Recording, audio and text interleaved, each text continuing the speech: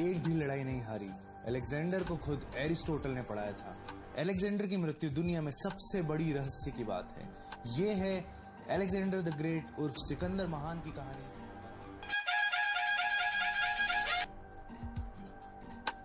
Alexander का जन्म 356 BC में मैसेडोनिया के ग्रीक किंगडम के पहला क्षेत्र में हुआ। उनकी मृत्यु 323 बीसी में हुई। उनकी उम्र सिर्फ 32 साल थी जब उनकी मृत्यु हुई। अलेक्जेंडर को द ग्रेट भी कहा जाता है और हिंदी में उनको बोलते हैं सिकंदर महान।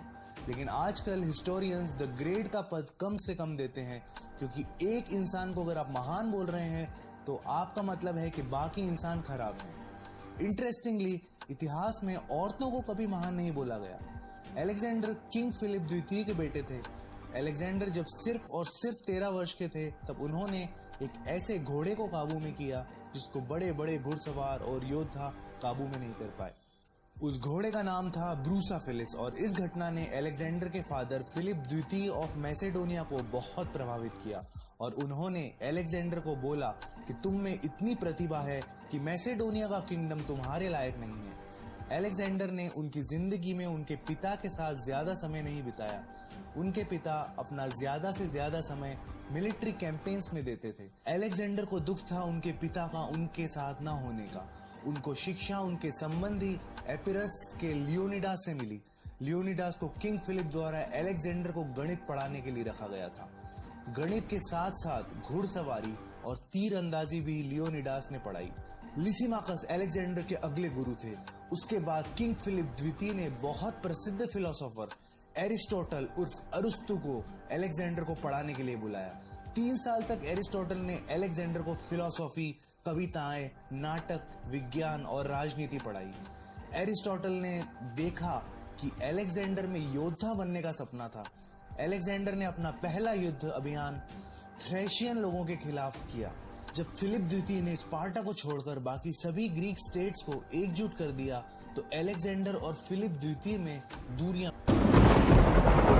यूरिडिसी से शादी कर ली और अलेक्जेंडर की मां ओलंपिया को छोड़ दिया। अलेक्जेंडर और ओलंपिया को मैसेडोनिया छोड़ना पड़ा। फिर किंग फिलिप द्वितीय का खून पोसेनियस के द्वारा हो गया। 19 साल थी और इस घटना ने अलेक्जेंडर को मजबूर कर दिया सिंहासन पर कब्जा करने के लिए। मैसेडोनियन आर्मी का समर्थन अलेक्जेंडर ने बहुत ही जल्दी पा लिया और इस आर्मी ने अलेक्जेंडर की मदद की थ्रोन पर कब्जा करने के लिए और वापस मैसेडोनियन शक्ति को ग्रीस में लाने के लिए, और वो इसमें सफल भी रहे। आने वाला दशक उन्होंने उनके राज्य का विस्तार करने में लगाया और उन्होंने इतनी तेजी से किया जैसा कभी भी इतिहास में नहीं देखा गया। अलेक्जेंडर ने एशिया माइनर, साइरिया, इजिप्ट के पर्शियन क्षेत्र बिना किसी हार के जीत लिए। उन्होंने फिर 18,000 किलोमीटर तक के क्षेत्रों पर काबू किया। पश्चिम के ग्रीस से लेकर उत्तर के डेन्यूबे तक और दक्षिण के इजिप्ट से लेकर पूर्व के भारतीय पंजाब तक जीते और ये पूरा क्षेत्र व्यापार से बांधा।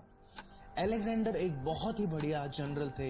ये चीज में विवाद है कि उनकी रणनीति सही में शानदार थी या फिर उनकी आर्मी के पास बेटर टेक्नोलॉजी थी जिससे वो जीते।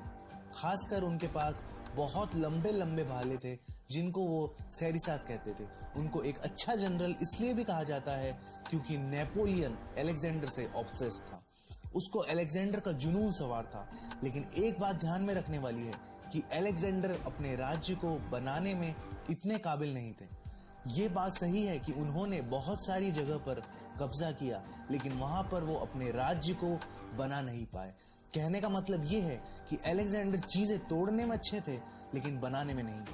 उन्होंने कब्जा करने के बाद जो इंस्टीट्यूशंस तोड़े, उनकी जगह नई चीजें जो उनको बनानी थी वो नहीं बनाई और इसीलिए उनके मरने के बहुत जल्द उनका राज्य 3 अलग अलग राज्यों में बंट गया। इन तीनों राज्यों को बोला गया हेलेनिस्टिक किंगडम्स।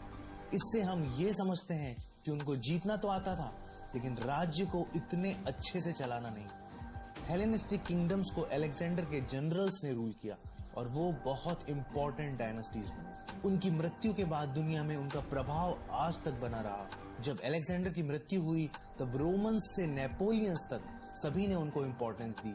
यहाँ तक कि बॉलीवुड और हॉलीवुड की मूवीज भी उनके ऊपर बनी। उनका इम्पैक्ट मिलिट्री पर भी बहुत रहा और उन्होंने एब्सोल्यूट मोनार्की को रोमन दुनिया में परिचय करवाया। इजिप्ट का अलेक्जेंड्रिया एक बहुत ही बड़ा लर्निंग सेंटर भी बना। अलेक्जेंडर को अपना नाम ऊंचा करना बहुत पसंद था और कई जगह उन्होंने शहर बनाए जिनका नाम उन्होंने अलेक्जेंडर रख दिया और एक शहर का नाम उन्होंने अपने घोड़े के नाम पर रखा।